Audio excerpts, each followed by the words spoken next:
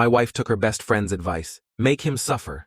He doesn't invest enough in you. So she left for her new lover. Now he's gone. Her life's in shambles. And I'm thriving without her. Hello Reddit I+ here. My name is Marcus Hayes. I'm 32 years old. A paramedic in Denver, Colorado. My ex-wife? Her name is Selena. She's 30. Worked part-time at a high-end fashion boutique. And lived for luxury.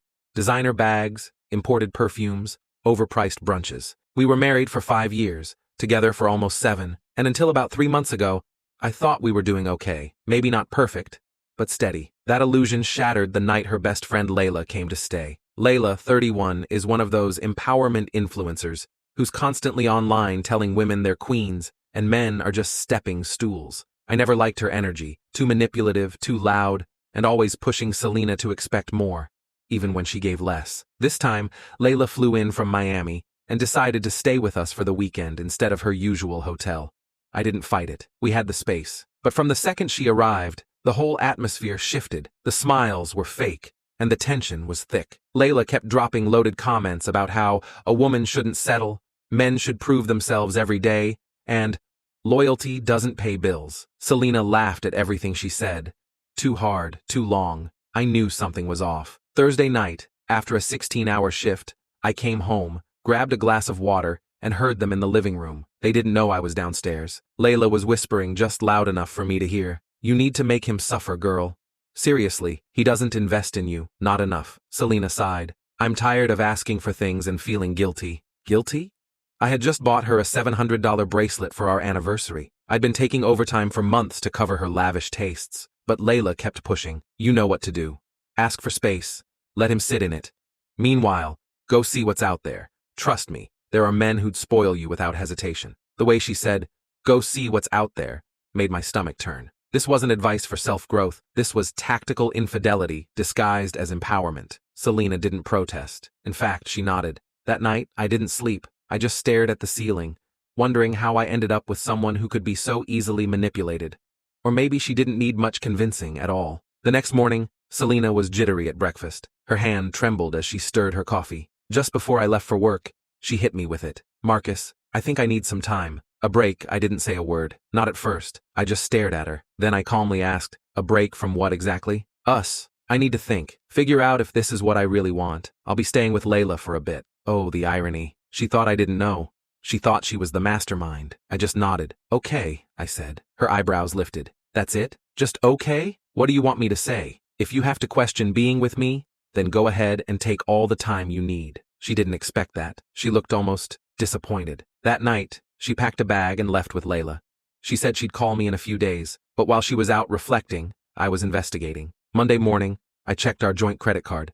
Selena usually handled it. I wanted to be sure she wasn't overspending. What I saw made my blood run cold. Friday, $220 at a seafood grill I'd never heard of. Saturday, $470 at a boutique hotel.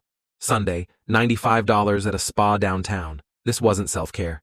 This was a getaway, with someone. Layla didn't need a hotel. She has cousins in the city, and since when does space involve champagne brunches? But it got worse. Tuesday morning, I got a Venmo notification. Selena had received $110 from a guy named Evan R. The note? Last night was unforgettable. That was all I needed. I called Tyler, a buddy of mine from paramedic school who's now a lawyer. I asked a hypothetical question about joint finances and infidelity. His tone changed immediately. You've got to protect yourself. Start documenting everything, and cancel her access to shared accounts immediately. By Thursday, I had closed our joint checking, opened a new personal account, canceled all joint credit cards, started packing every single item I ever bought her. Handbags, heels, coats, you name it. She was about to learn what it really meant to be without me. Then came confirmation. Friday afternoon, my coworker Damon approached me at the station. Yo, weird question. Is Selena seeing someone? My cousin swears she saw her at the Galleria with some tall dude, said they were holding hands and walking out of a jewelry store. Jewelry. The same woman who claimed I didn't value her. By Saturday morning, I had the divorce papers ready. Tyler fast-tracked it for me, filed under infidelity and misuse of marital assets. I even got a court order to freeze the account until the divorce was finalized. Selena had no idea. Sunday evening, she texted, I think I'm ready to come home and talk. Let's sit down tomorrow? I told her to come by at 6 p.m. When she arrived Monday evening, she looked refreshed. New outfit, new bag, definitely not bought with her money. She smiled like she was returning from a yoga retreat. She tried her key. Didn't work. I opened the door. She leaned in for a hug. I didn't move, just pointed at the boxes stacked neatly by the door and handed her the envelope. "What's this?" "Your exit plan." She opened the envelope. When she saw the word divorce, her face collapsed. "Marcus, wait, I can explain. Evan, hotels, jewelry. I know everything. You didn't want space. You wanted freedom without consequences. And now you've got both." She broke down on the couch crying. She blamed Layla, blamed the pressure, said I didn't fight for her, but I had. I fought every damn day to make her feel secure while she was sneaking around behind my back. I was done fighting. I walked her out. I watched her climb back into Layla's car, stunned, humiliated, and carrying every material thing she once valued more than me. Today, 2 months later, I'm thriving. I'm back to focusing on my career, got a promotion, started running again, and even met someone real, who doesn't measure love by the price tag. Selena tried texting last week.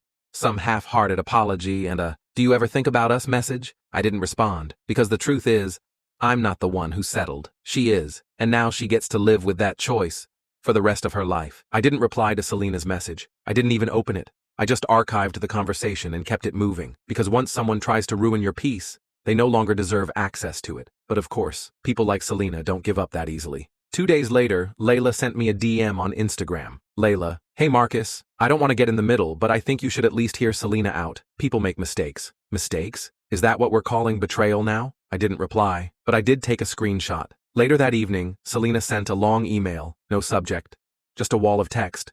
She rambled about how things got confusing, how Layla pushed her into a bad headspace, and how Evan, yes, she admitted the guy's name, was just a distraction, someone who made her feel seen at a time when she felt I was distant. She wanted to meet for coffee, to talk like adults, to maybe reset things slowly. I couldn't believe it. After everything, the dinners, the hotels, the hand-holding in public, now that Evan was probably bored with her or didn't turn out to be the wealthy dream she imagined, she wanted to come home. Let me be clear, she wasn't sorry she cheated. She was sorry her plan failed. Big difference. Still, I didn't reply.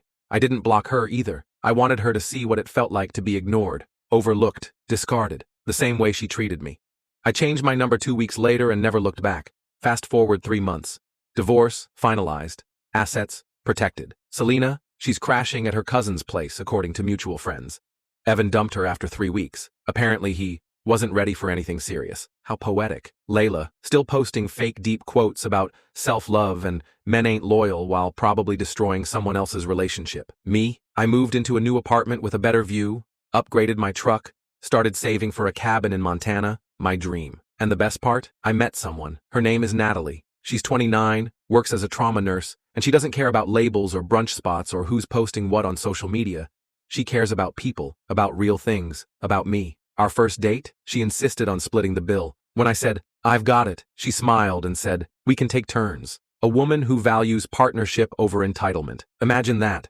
You know what Selena taught me? Love isn't proven with handbags or surprise spa days. It's shown through respect, effort, and loyalty. Things no luxury boutique sells. If you're with someone who listens more to their friends than to you, run. If you have to go broke just to be appreciated, run faster. Because one day, the person who thought you'd always be there will return to find the door locked, the keys changed, and their place in your life permanently occupied by peace.